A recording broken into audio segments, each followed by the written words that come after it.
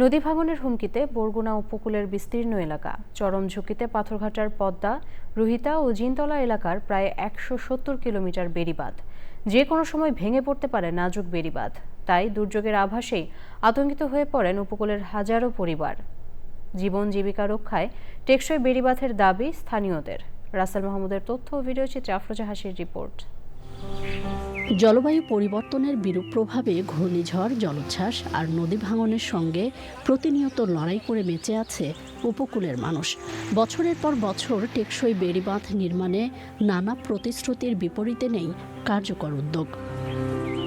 সম্প্রতি পদ্মা, রুহিতা ও জিনতলায় প্রায় ১৭০ কিলোমিটার বেড়িবাঁধ ভাঙন ঝুঁকিতে থাকায় সর্বস্ব হারানোর আতঙ্কে নির্ঘুম রাত পার করছেন হাজারো মানুষ।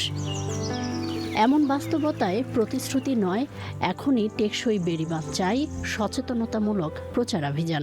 আমাদের জীবনের দাবি, আমাদের প্রাণের দাবি একটাই, আমরা টেকসই বেড়িবাঁধ চাই। আমাদের একটাই দাবি, আমাদের এই টেকসই বেড়িবাঁধ দিয়ে এই উপকূলীয় অঞ্চলের মানুষের উন্নয়নের জন্য একটু সরকার ভূমিকা রাখে। আমাদের এখানে একটা টেকসই বেড়িবাঁধ দেওয়ার আশা করে তারা, কিন্তু আমাদের এখানে কোনো কার্যকর হয় না। যারা জেলে আছেন তাদের যেন জীবিকাটা ঠিক থাকে।